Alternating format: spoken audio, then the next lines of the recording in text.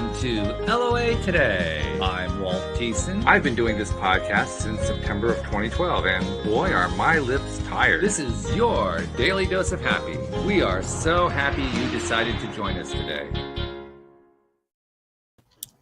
Jody Lynn is off today. She'll be back next week, and we'll be looking forward to having her back joining us here on the show. But we're not bereft of someone to talk to. We actually have somebody really cool to talk to today. Her name is Carrie Schmidt. And I got to tell you, this woman gets manifesting. Now, there's a very specific reason why I say that.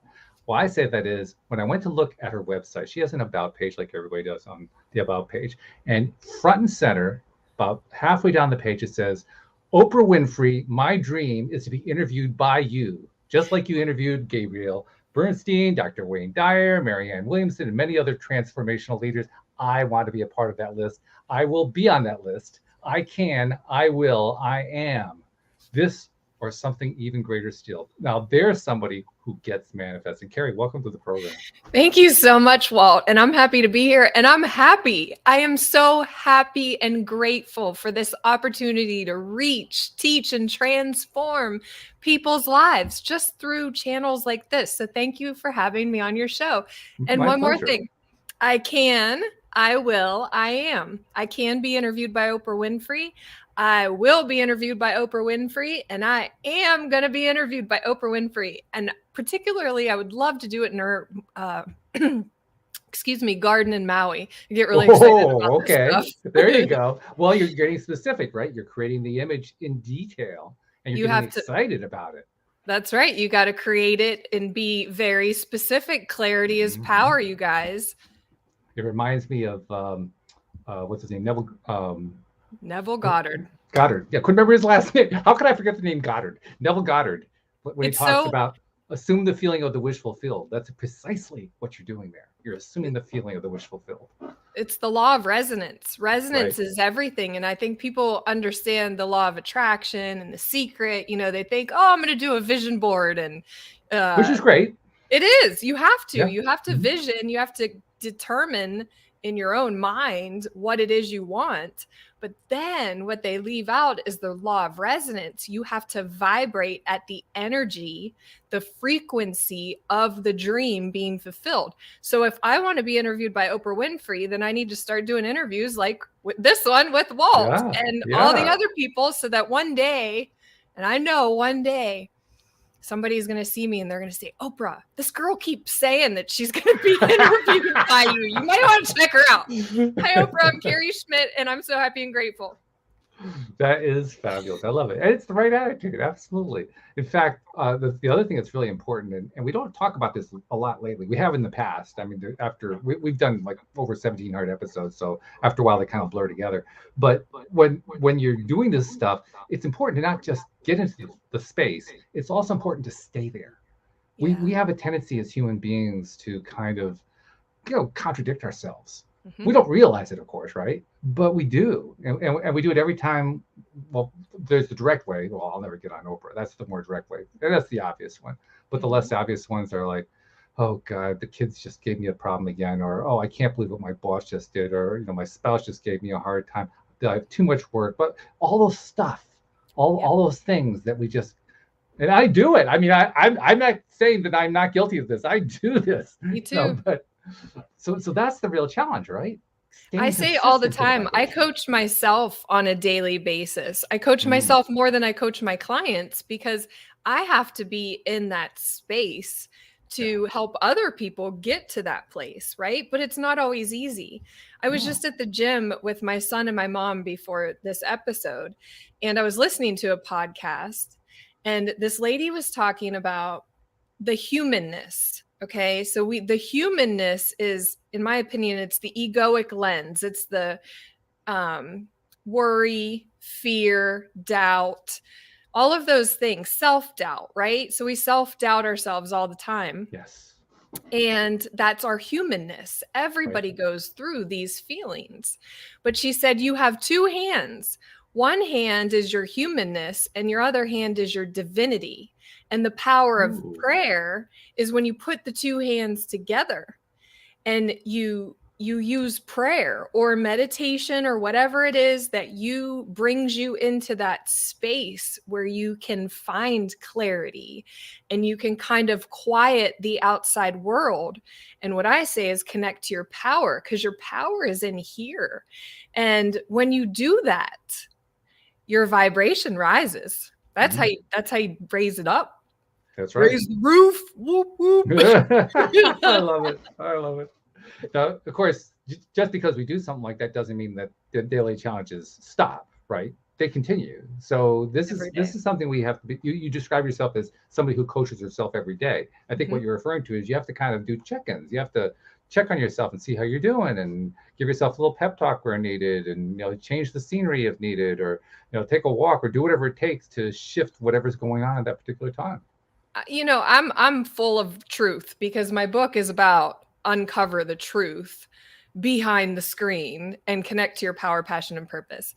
So I'll be honest, this morning I cried on my son's shoulder, crying, because I said, sometimes it just feels like I give and give and give. And, and then my best friend came over at lunch to even cheer me up. We need people to be there to help us, because the humanness will get to you. I don't care who you are. It does get to you. So, I said, I feel like I give and give and give, and I'm an empath too. So energetically, then I'm empty. So this morning I felt empty, and I was like, I feel like I just want to give up. I want to run away. It's hard, but we all go through those things. And that's why I share the truth behind the screen, because I think that we all need to talk about the things that make us vulnerable, the things that make us sad or depressed or anxious, so that we can realize, guys, we're all connected. I mean, we're all the same energetically speaking. We are energetic beings or spiritual beings having a human experience. Yes. So we have, and that's, I think, what seeking light and love and transformation is, realizing how to navigate the duality of the universe, the positive and the negative, the yin and the yang, the flow of life. It's a flow. And so when you get down on yourself, you doubt yourself, you worry about the future, or you're stuck in the past, what you can do is breathe into this present moment. Take a deep breath and breathe in, and become an observer of yourself. Become an observer of your way of thinking and feeling without engaging.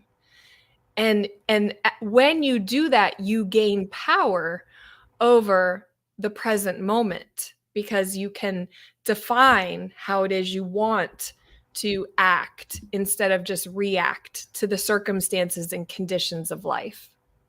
And I love how you alluded directly, actually. You said it specifically. You talked about how we all are human. We all have these human experiences. We all deal with them. I had one just yesterday. My wife is retired. I'm not quite there yet.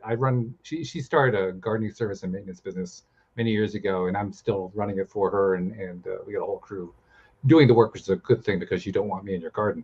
But that's another story. But the point is, it was kind of getting hectic, and there's been a lot going on. The inflation has affected the amount of business. We've got 2 people down with COVID. I mean, it's just, it's one thing after another. Yep. And yesterday, it all just, it kind of overwhelmed me. And my wife was outside, sitting outside on the lawn, enjoying herself. And so I just went out there, and I sat down on the lawn at her feet, and I said, can we just throw everything in the trash and go to Hawaii? I just can't take this anymore. But my point is, she was there to talk to. And right. That's key. Having somebody to reach out to. That's why social connection is so important. Having somebody to talk to help you through moments like that. That's one of my go-tos for how do I climb out long enough to I can get to the point where I can do that meditation, where I can start raising the vibration. Because sometimes you just have to address that thing, whatever that thing is, before you can move past it. Yeah, and sometimes you just have to cry. I mean, it's energy. Everything is energy. So Did when you see Jeffrey's comment, by the way? Jeffrey in the live stream, he said, "Elders crying on the shoulders of the young is beautiful. A reciprocity of energy as he cried on yours as a child."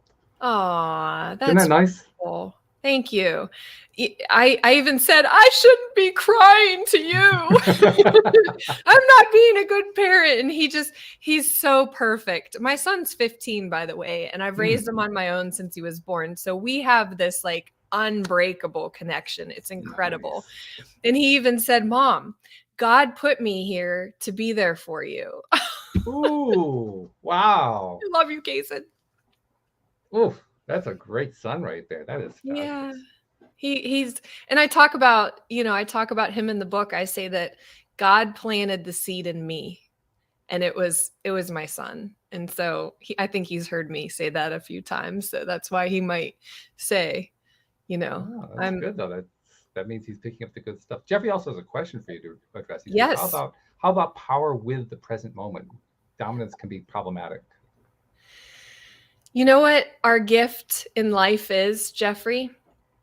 The present moment, right here, right now, because the past is gone, yet we live in the past 90% of the time in our own mind, and the future isn't here yet.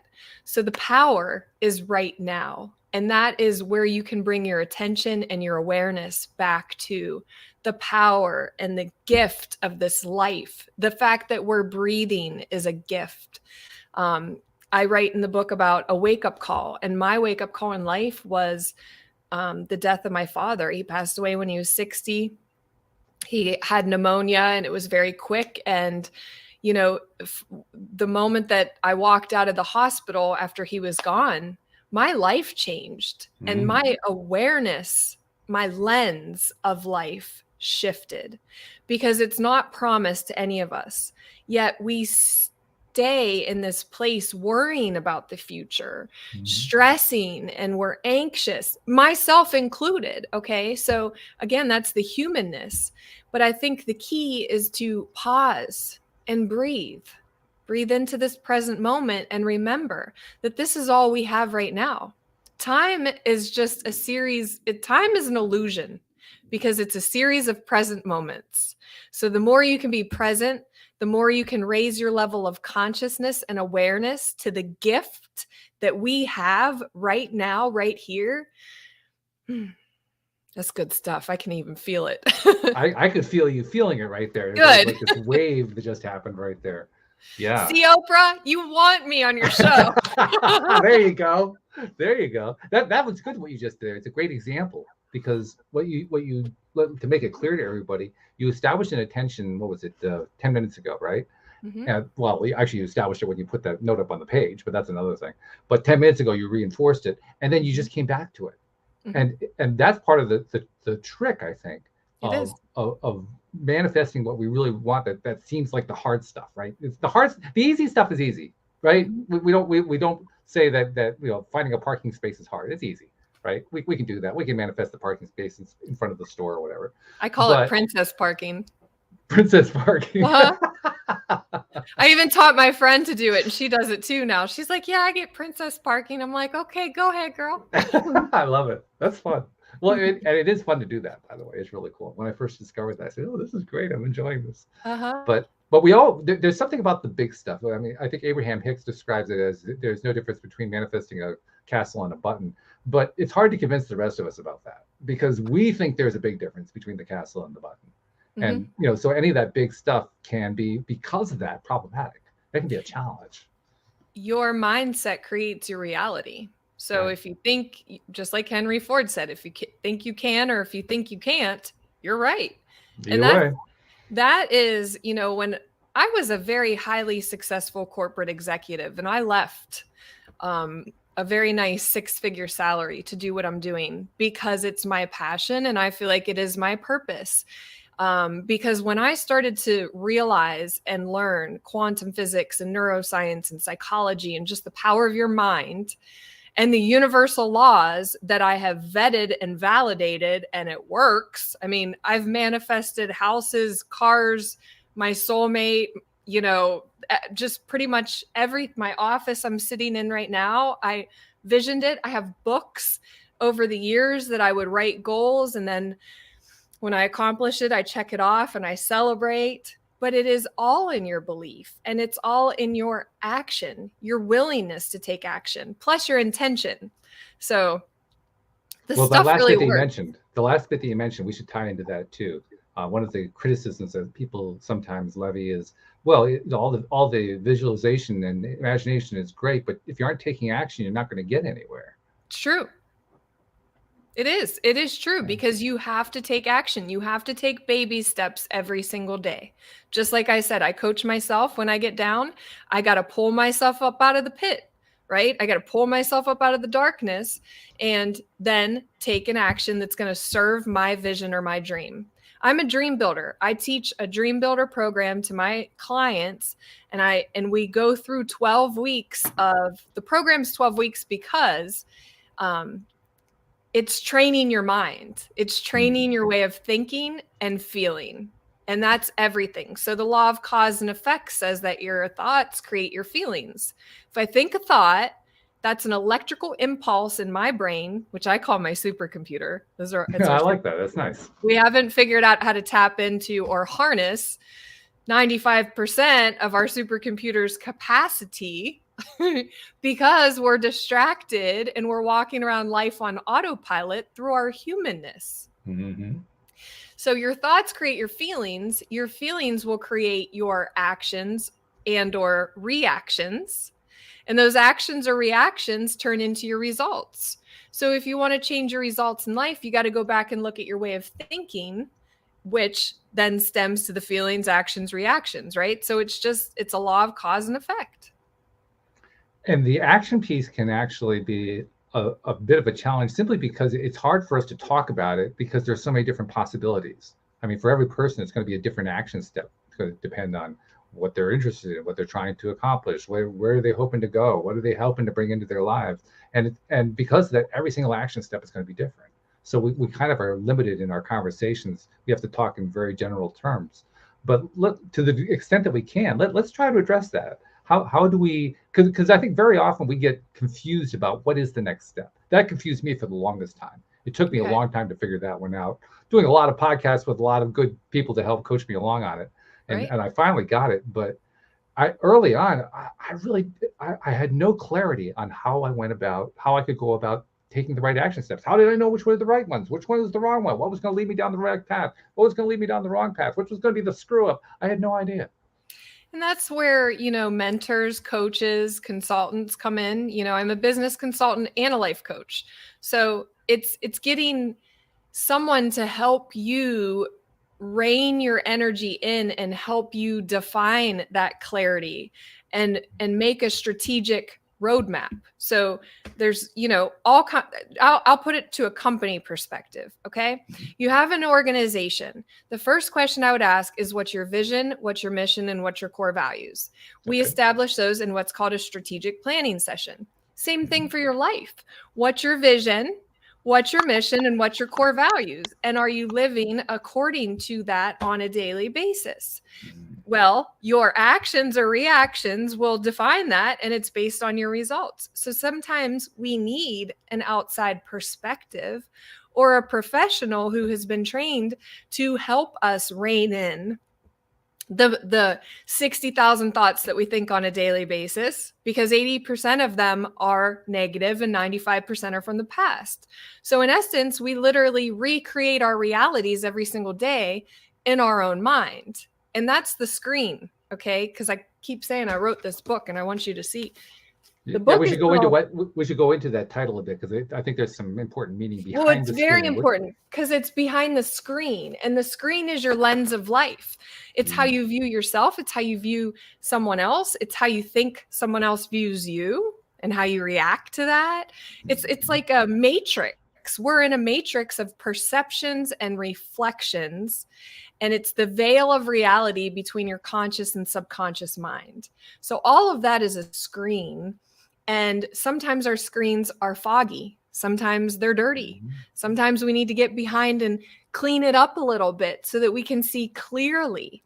And when we think all of these thoughts and we get lost in our own overactive mind, or we get lost in the egoic lens or the egoic mindset, that shows us all the things that we should worry about or fear or doubt, right? Then, which it's very good at doing, by the way. It has that down pat.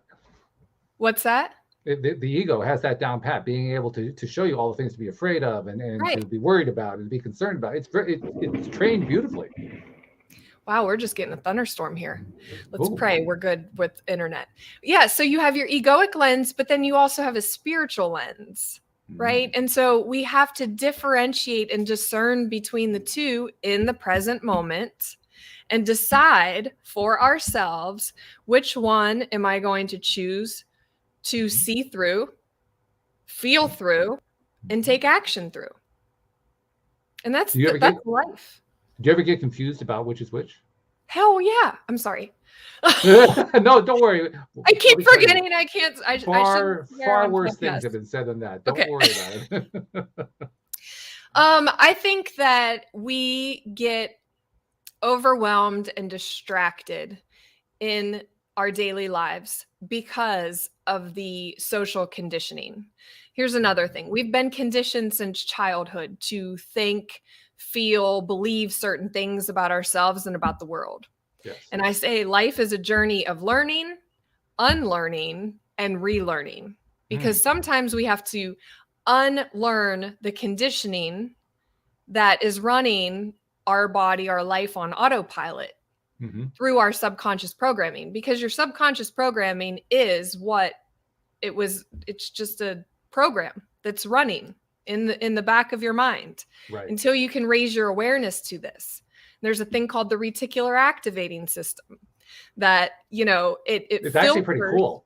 It's so cool. Like, I'm telling you, this stuff, it just lights me up. I love to research, and now I want to teach it to other people, because I didn't know this stuff before I was 30 years old. No one taught me this in school. That's why it's my... Oh, no. Yeah. This is never going to be on the curriculum in high school or college. It's not going to be there. But that RAS is amazing. I mean, it's actually vital to our lives. Without it, we would probably be insane, because there's just so much data coming in through our senses, and it has to be filtered. If it isn't filtered, well, actually, I have two of my co-hosts are on the autism spectrum, and they both confirm that's kind of what it's like to have autism, that the filtering isn't as strong. And so you're being overwhelmed by the data that's coming in. Although there's an interesting thing about the RAS. I don't know if you knew this. The RAS filters 4 out of 5 senses. It doesn't filter all 5. It doesn't filter the hearing, or the hearing? Smell. Or Smell. The sense of smell goes directly through. So that's why, for instance, aromatherapy is so effective. It just bypasses everything, which is kind of... I never knew that. That's so cool. Yeah, it's pretty weird, isn't it? Yeah, but yeah, that RAS is just an amazing thing, and the fact that it's programmable is, I think that, because when I first heard about it, it was actually a little bit intimidating. Like, oh, well, no wonder everything's going wrong. It's all going through the wrong filters. What do I do about it? But when I found out you could program it, you can reprogram it. Yeah. Shift, and that's where your attention goes, your energy flows. And again, like I said, energy is everything. It's the root of life. So you can reprogram where you place your attention through your reticular activating system. Tell it what you want to filter in, right? Because there's certain people that are stuck in this negative mindset. Maybe they watch the news every day. Sure.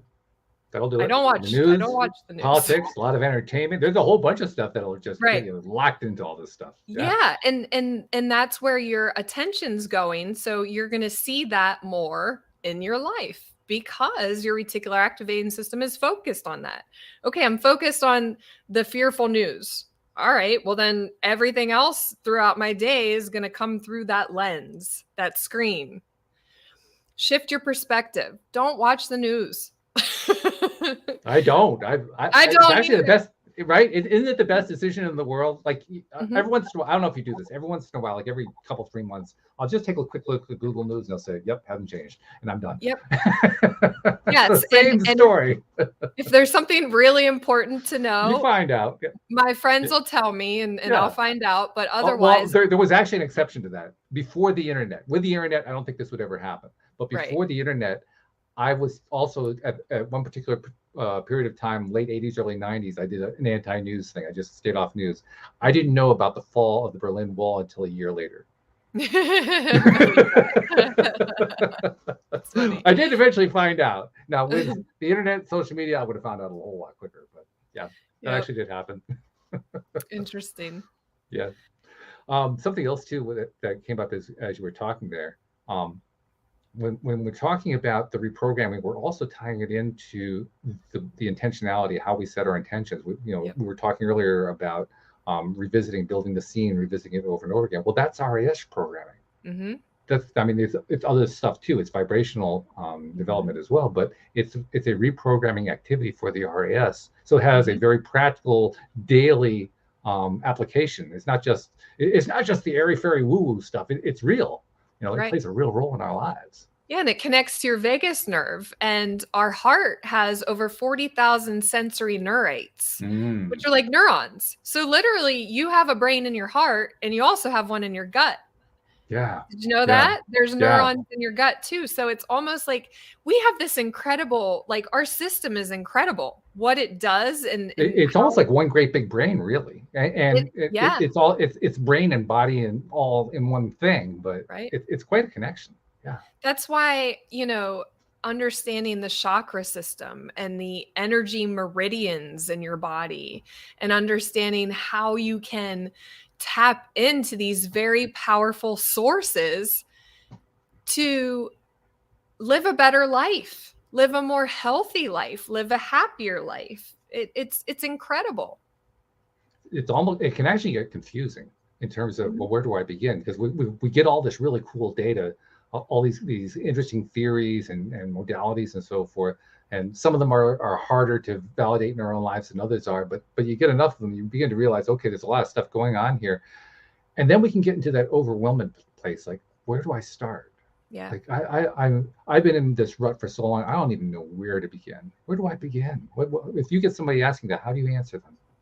You go within because your intuition and your brain that's here and here the whole brain, the whole sensory system. I believe that if you go within and listen to the still small voice, the tiny whisper, the intuition, your connection to infinite intelligence will give you an idea.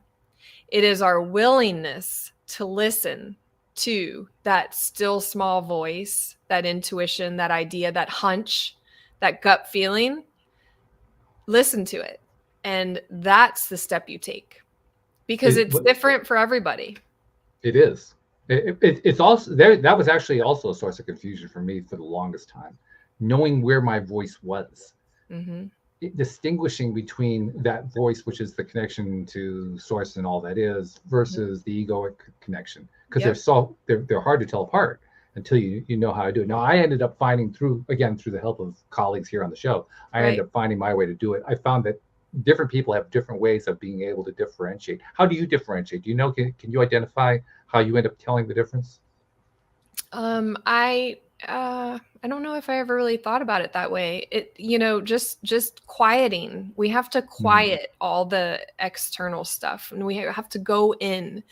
Mindfulness, meditation, walking, exercise. For me, exercise helps bring clarity and just calm to my body. But like I'll go for a walk and listen to a podcast, and an hour later, I'm a different person. Literally. But I do believe you just have to quiet everything else. And it's so hard for people. Some people can't do it, but try. Even if I can do 2 minutes a day and then build the muscle to 3 minutes or 4 minutes or 5 and build it up to just shut out all of the external noise, the surface level stuff, and go in and just be there. And just don't engage in your way of thinking or feeling. Just try to observe, be an observer of yourself. And when you can do that, you can connect to your higher self. Your ego is the self of the conditioning, right? What we've been conditioned, I believe, to see or believe in terms of illusions in our world. Fear, doubt, and Mhm. worry are illusions of our own mind. Sure. The truth is right now in this present moment. And the truth is you have the power and you're equipped with everything. Mm. But when we're stuck in a program, when we're stuck in fear, worry, sadness, depression, anxiety, when we're stuck in those places, our body, our mind, body, and soul are out of alignment. Mm. And if you think about nature, everything in nature, it's harmony. It's balanced, right? And even when nature's out of balance, that's when we have storms and different stuff. Mhm. For me, because I'm a very logical person, understanding energy, vibration, and frequency, and that everything's energy and it's electromagnetic. Everything is electromagnetic. And we're learning this now through quantum physics and quantum mechanics and just understanding that everything's vibrating to a subatomic particle perspective. The observer effect, Yeah. your consciousness, your attention, when you observe something in your mind, it's before your observance, it's a wave of probability. Right. That's what's out here. It's waves of probability until I think a consciousness observes it, pays attention to it, gives it energy, and it collapses that wave of probability into a particle of creation, which makes our physical reality.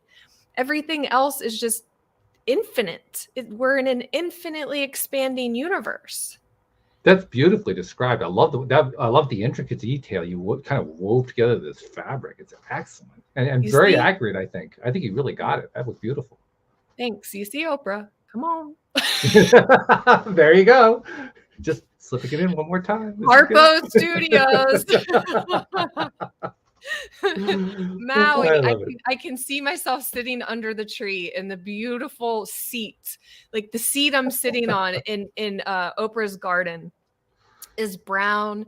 And the air is just so clean and peaceful, and her voice, I can hear her voice asking me questions. And Mhm. it's so serene. And I'm there right now in my mind. I'm there in the energy right now. And that is how you attract. That's the law of attraction coupled with the law of resonance of the energy, the vibration, and the frequency. So we're going to get there, Walt. I I know love it. it. I love it. That is fabulous. I also wanted to share with you when I finally was able to identify for myself, how do I differentiate between that spiritual source connection and the egoic connection? How could I tell the ideas apart? I finally realized, I realized two things, because I got a lot of different advice from a lot of different people. I love different perspectives. They're wonderful. Right. But I got two really great ideas to think about. One is really, you both can be the same. They can both be giving you the same message, and the message can actually come from both places. It can come from the ego and still be coming from source, which actually created confusion for me until I heard the second part. The second part was, which one feels better? Which answer feels better? The answer that feels better is the source answer. And that made it simple for me. Mm-hmm. Once I knew, all I had to do was check to see if it felt good, if it resonated inside. Yep. That's all I needed to know. And yes, that is the message from source. And that has proven to be very, very accurate. Love versus fear. A Course in Miracles. You can either have it's love or fear. Everything else is just an illusion. Mm-hmm. Mm-hmm. And we're good at the illusions. We create them. Mm-hmm. That's one of the things that I still am creating my own model in my own mind of how this universe and us interact together. The rule, because we are creators. I believe that we, all of us, as elements of source, as strands of source, as Abraham refers to it, we are all part of that creator process. And so therefore we are all creators. Yep. So we created this. We created this mess that we're in. We're creating this beautiful thing that we're leading to. We're creating all of it. And generations. Oh yeah. But so the faulty programs are passed down unconsciously, generation to generation, and these, perspectives of racism or judgment or borders or classification or whatever kind of ism, whatever classification you want to assign to it. When you assign something to it, you're limiting it. Yes. And we're limitless. Yes. So when we can connect to that limitless, infinite, ever expanding, omnipresent, beautiful source of love, that's God. Yes. And that's us. Anything else is an illusion or a figment of your imagination that through your attention gets created into this physical reality. That's why so many people are stuck searching for their purpose, not living out their passion, because they're probably not aware of this. That's why I feel like I just want to be a voice to reach and teach more people what I wish I would have learned when I was younger and struggling me too. as a teenager. I wish I had known this. I mean, I learned this stuff really for the first time in my mid-50s. And numerous times I've said to myself, God, I wish I knew this when I was 20. Yeah. I wish I had understood this stuff. Boy, it would have been an entirely different life if I had known this stuff. But by the same token, I did learn it. I may not have learned it to my 50s, but I learned it. And I try to remind myself that too. That's really important as well.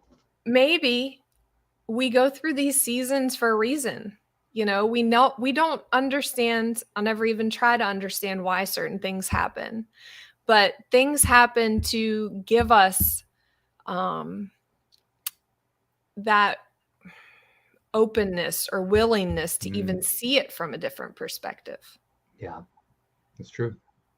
Well, that's what all of life is. Life is basically giving us a series of experiences where we get to decide moment by moment how we're going to respond. That's really what our true power is, the power of response. Yep. And I took years to come to the conclusion that my response did not have to be programmed into whatever the situation was, whatever the action was that had happened or produced some result. Something sad happens, so I have to be sad. Something happy happens, so I have to be happy. Something terrible happens, so I have to be appalled. That was my mindset for years. When I finally actually learned that I could choose a different response, my first reaction was, yeah, right. My second reaction was, oh my God, it's true. It is true, but it's not easy because it's reprogramming your subconscious program. Yes. Because your subconscious program, and I teach this in the 7-step life timeline system of transformation. So I give 7 steps of how to overcome your subconscious programming. Hold on, let me back up.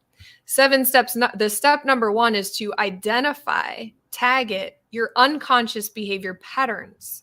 We have unconscious behavior patterns. Those are the reactions that we snap, we get angry, we yell, we react, to certain triggers.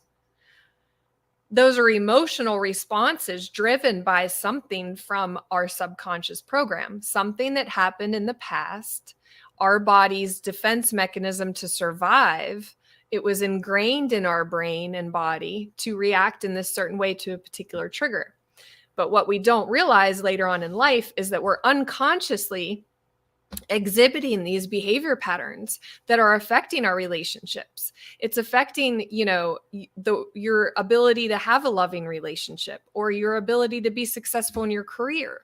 Whatever it is, it's because of your programming. So we got to get clear on where do I want to go and what's holding me back from getting there. And then you can overcome what's holding you back from getting there and reprogram your mind so that you don't react that way. But it takes time. It won't happen overnight. It's a system of training, retraining this amazing supercomputer that we have in our body. It truly now, is amazing. You know what? Just because of this perspective and conversation, I used to always say the supercomputer was in our head, but now I see it as being like our central nervous system. It is. Absolutely it is. Yeah. In fact, I honestly believe our central nervous system is the physical side of our connection to source. I think that's where it all kind of connects in. I can't prove that, but I think it's true. And that's your chakra system. Yeah. Kundalini. We have a number of people who are listening live stream. Jeffrey is actually doing a lot of posting, and he has a question that he wants you to address. He says, can you speak to the phrase, guilt and shame is where the work is? Is worth what? Where the work is. Yeah, for sure. Guilt and shame are all egoic perspectives. And I would say they are energetic emotions. So guilt is a suppressed emotion that you're carrying with you. So whatever you feel guilty about, or for whatever reason, that's kind of a suppressed emotion. Shame is as well. Those are lower states of energy. So you can measure energy on a spectrum, and you have, high vibration and low vibration. Well, the low vibration is guilt, shame, envy, fear, all of those dense ways of feeling. And I believe that's created from our egoic lens. It's reminding us of our shortcomings, of our issues. But when you can come out of that perspective and raise your vibration to love, gratitude, instead of focusing on what you're guilty for or shameful for, focus on what you're grateful for. And just that, focusing your intention on what you're grateful for in the present moment will help you raise your vibration. That's an interesting point. And actually it ties into something we've talked about quite a bit. I don't know, I presume you're familiar with Abraham Hicks. Yes. Esther Hicks, of course, channeling Abraham. We actually have somebody who's been on the show a number of the times, whose name is David Strickle. He channels the stream of David, very, very similar kinds of messaging. Okay. And one of the things that the stream have told us about is they made this very controversial statement at one point, and we've been thinking about it and talking about it. He has a whole circle of people who are looking at it, and we've come to the conclusion that it's true. But the statement that they made is that appreciation is a higher vibration than love. And that kind of threw us for a bit. But over time, we've come to realize it's true. And they actually gave us some explanation later on, the explanation being humans have attached a lot of baggage to the word love, which is what makes it a lower vibration than appreciation, which is true. I also have another perspective that I brought in. When I think about the word appreciation, I apply it to the real world with real estate values. So a house, you buy a house that appreciates over time. Our valuation of that house has gone up, and it can really be anything. Anything that appreciates in value is something that our value, the value that we attach to it, increases over time. So when I think about applying that concept to anything that I'm going to appreciate, the more that I give my attention to it, the more I raise the vibration on that thing. So I can see over time, you keep raising the vibration high enough, you're going to be higher than the vibration of love at some point.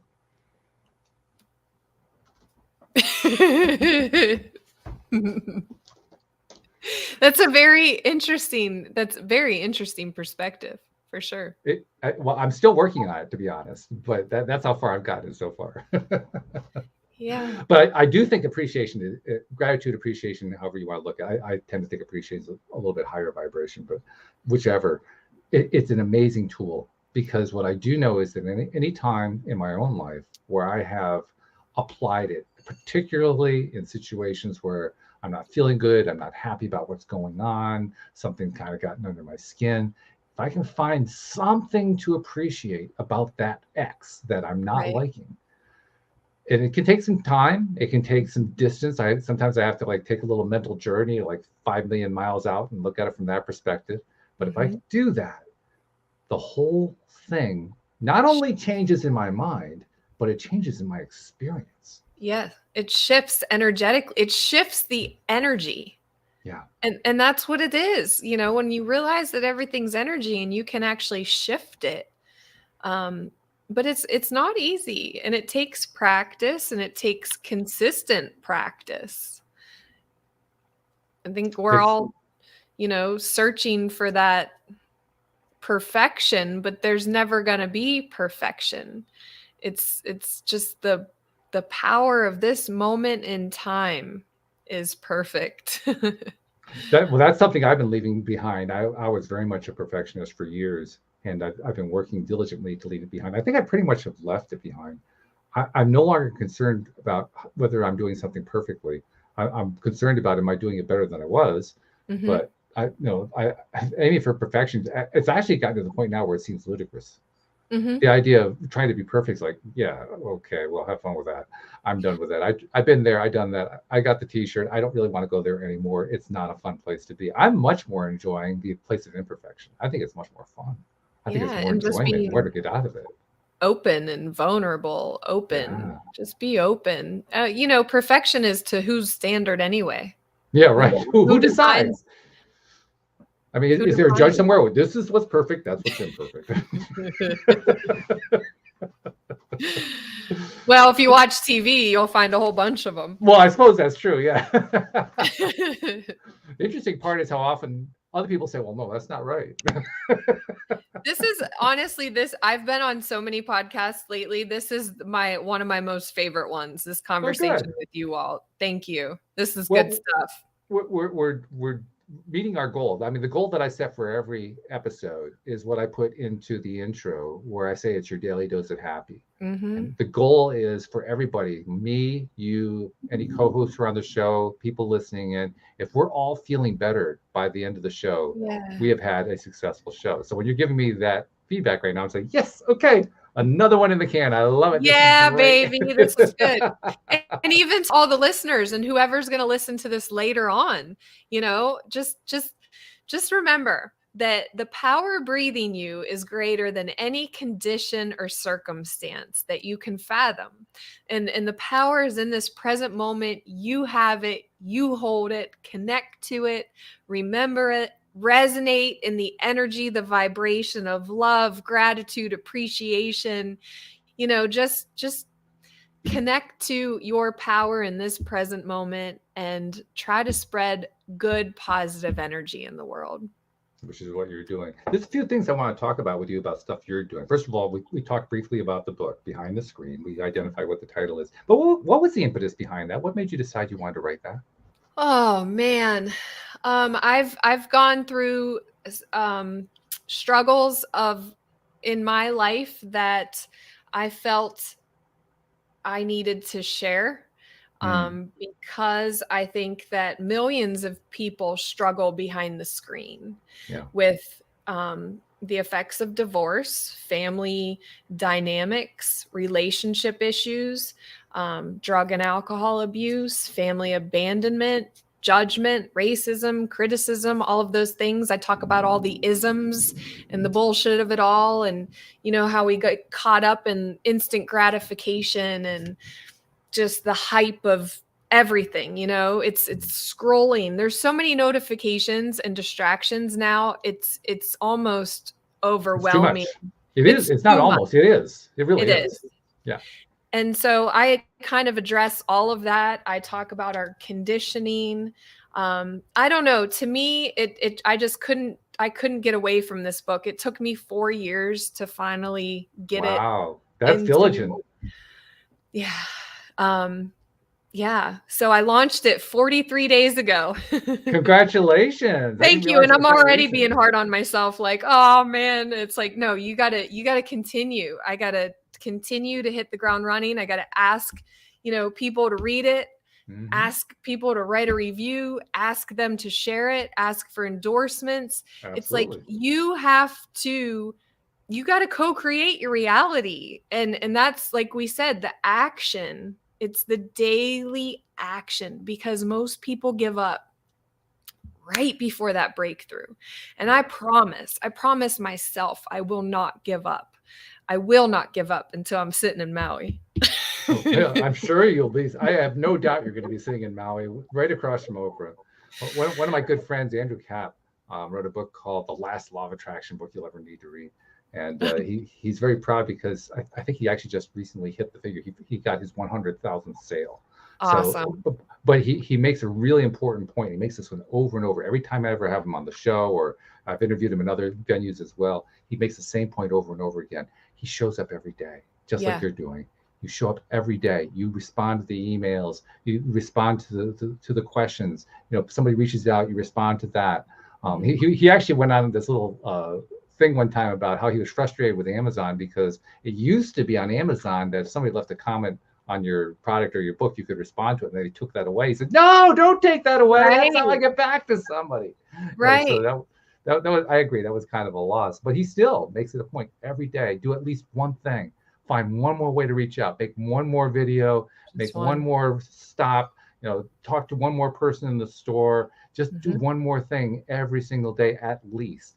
That's how he says he got to 100,000 customers. Yeah, and there's divine connections, and this is how the universe works, because when you do speak up, right? My boyfriend and I were just at dinner this past weekend, and I asked the table of ladies next to us a question. I asked them to take a picture, and long story short, I said, I brought one book, and I felt in my soul that if I ran into one person, I would gift this book. It ended up being the girl's birthday, who just turned 40 years old.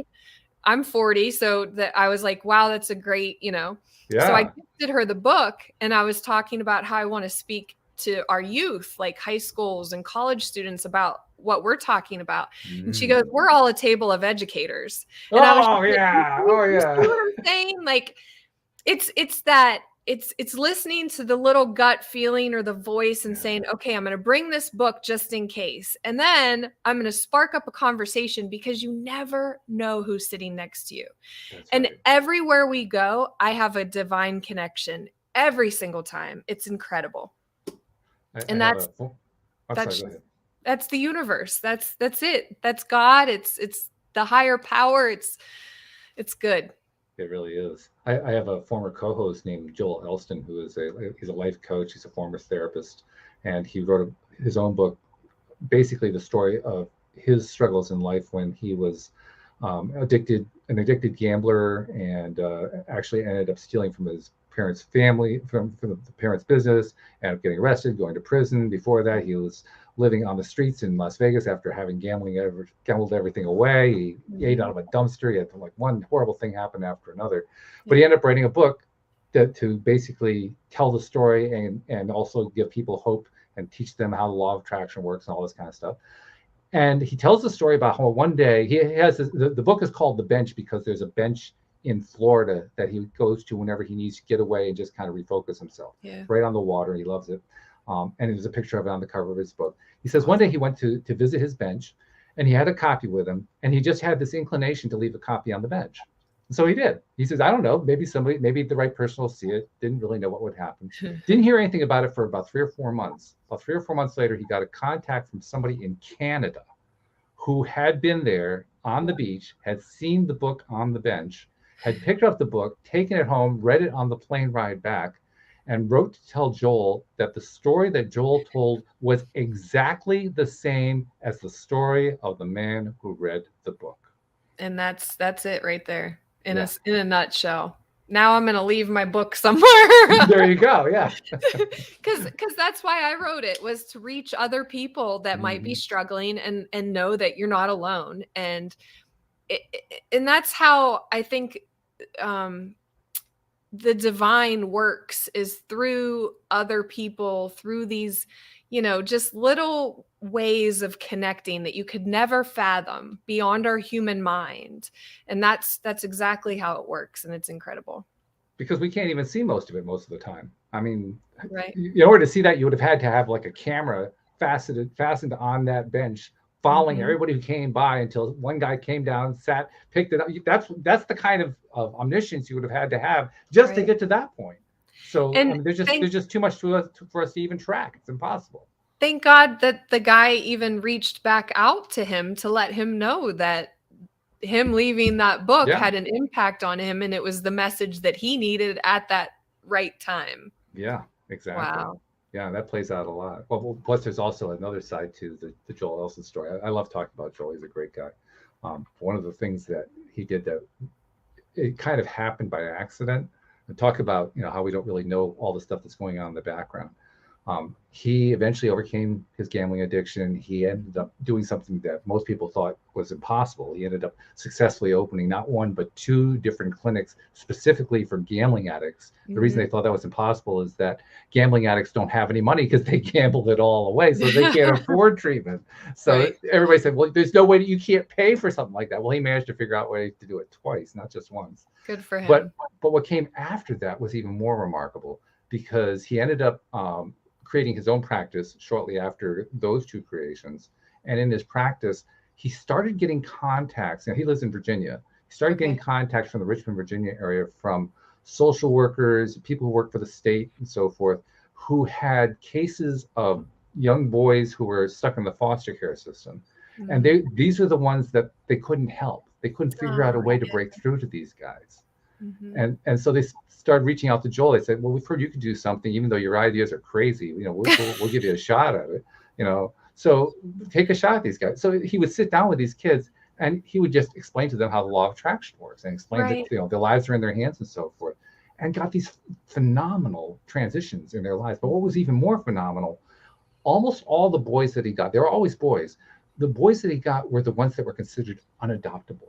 Literally, I mean, they've been in the foster care system so long, and they had so many personal issues. They were so asocial, antisocial. There was just so much going on there. They couldn't adopt them, and which is actually a very serious issue, because I didn't know this until I talked to him. But to give you an idea of how serious it is, if a young person goes through the foster care system and reaches the age of 18 without being adopted, it's almost 100% they're going to either be dead or in prison. Yeah, almost 100%. I live in the Charlotte area, and there's places, and I was trying to speak at one of these places to try to reach these kids, and they actually ended up turning me down because they said that they might not respond to this information or the way that it's presented in the right way, which in my own opinion, that is a limitation, because it's just, all it takes is just one. You just never know, you could change, like he's changing those kids' lives and giving them hope and inspiration when no one else is giving it to them, because they think that you're unadoptable or uncoachable or whatever it is. Well, I say that that's not the case, because there's so much, we have infinite possibilities. So stop limiting and name tagging, stereotyping. I don't think that's right. I agree with you. And the evidence bears it out, by the way, because over the years, he has managed to find forever homes for 43 of those unadoptable boys. God bless. I want to meet this Joel. Sure. I'll put you in touch. Yeah, that'd be awesome, because I just love to connect with people that are trying and, kind of make it their life's mission to help others. And just from a mindset perspective, help them see through a cleaner lens. Yeah, absolutely. I love that. And I love the fact that you are actually helping people to see through that cleaner lens. I love the fact that you identified the lens. You identified it as a lens. I think that's really terrific. And I want to thank you for the work that you're doing, because I'm looking forward to seeing that interview with you on Oprah. But until that happens, you're still doing some amazing work. Thank you. I'm going to send you a copy of the book, and I would love to get your honest feedback from it. Oh, okay, sure. I'd be happy to. Yeah. It's just good stuff. That's terrific. I love that. Now, for somebody who wants to reach out to you, how do they find out? And we didn't really talk about your courses or your coaching programs or anything, but how do people find out more about what you do, what you offer? Yeah, you can go to my website, which is Carrie-Schmidt.com. And there's all of my social media links on there. You can look at ways to work with me through a life coaching perspective. I also do business coaching, team empowerment. I'm just all over the place. But you can also get the book on Amazon. So if you just go Behind the Screen by Carrie Schmidt, it's available on Amazon. If you do get it, please leave me a review. Those reviews help me reach other people who need to read and need to hear the stories, because they're real, raw, and uncut. The best ones are. The best ones definitely are. Every single time. Yeah, and there's a bonus journal in the back. It's called the Life Timeline Journal, that uses my system of transformation. So you can take notes, you can go through the system, which I use my own personal stories to teach people how they can overcome their subconscious programming.